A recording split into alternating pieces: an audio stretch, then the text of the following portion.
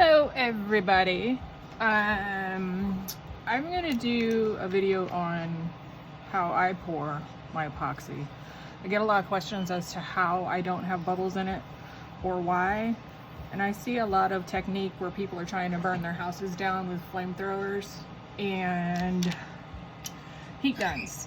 So when I first started, I did do that, but actually what I found was that it kind of made my epoxy not set right, and I got a ton of fish eyes and all of the other stuff that you do not want. And I apologize now for my bird.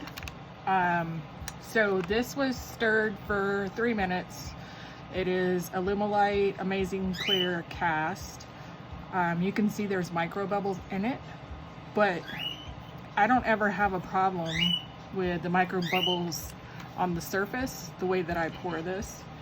So I'm hoping that I can help y'all out with that problem. So of course we want to put our gloves on. I only put one on because I only use one hand to touch it. So you start, this has already been one layer of epoxy. Then I put on the decal, and then there's one more layer of epoxy on here for now. I've sanded in between layers. You can see the sanding. And then what I do is I take a little alcohol and some gauze, and I just wipe it down to get any foreign stuff off of it. Hairs, bird feathers, pieces of glitter, random stuff. Now this cup is not perfect, but that's fine for me for now. I know we're all pretty picky about how we get our stuff done. So right now this alcohol is on there. It's cleaned up all of the junk you're gonna see. And then we're gonna pour our epoxy on. So this has been setting for probably 4 minutes now that I've run my mouth, and you can see that there are still a lot of little micro bubbles on there. And what I see a lot of ladies doing, and I don't quite understand in the videos, is they start way like 12 inches above their cup or whatever this is. I don't know, I'm terrible at inches. Ha, that's what he said. So if you're like 6 inches above your cup and you're like pouring your epoxy on, I'd assume it's just going to make more bubbles and make it harder for you to keep the surface smooth. So what I do is I start with my cup and I get as close to the cup as I can, and I'm going to start pouring, but I'm only pouring like a little bitty thin amount. See it? And I hope you could see it. And then I bring it around and I drag it down towards the next spot I'm going to do.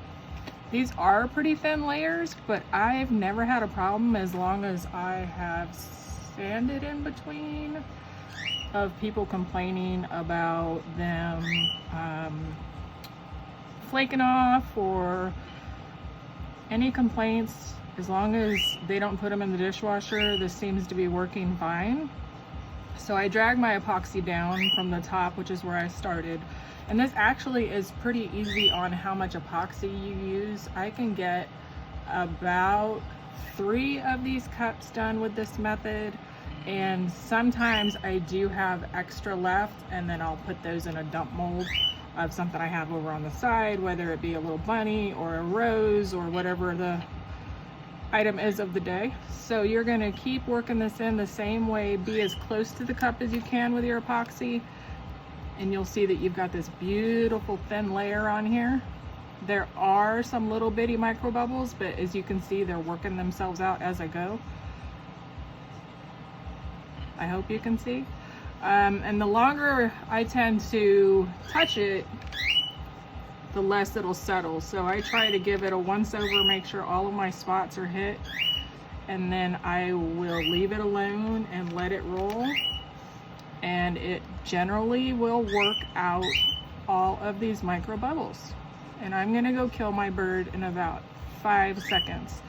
He hates it, he doesn't get the attention, so he's having a fit. That's how I do the epoxy. I find it works well for me. I don't use any flamethrower or heat gun or anything, and I just find that these little micro bubbles come to the surface, pop themselves, and then we're done. So I don't really know the advantage of pouring your epoxy from about 6 or 7 inches up, like from the sky. I don't understand what that's about. And I also really don't understand the messy Technique, I guess I'm too much of a perfectionist to be able to do that. My OCD would drive me crazy. And please don't judge my workspace. Ha! Anyways, I hope this helps some people out. And that's the way I do it. I get a lot of questions as to how I don't get bubbles in these, and that's all I do. There are still a lot of micro bubbles in here, so you can see that not necessarily worked out yet. But once you put it on the cup and start with a really thin layer, I feel that it gives it more of a chance to escape out of your epoxy and pop.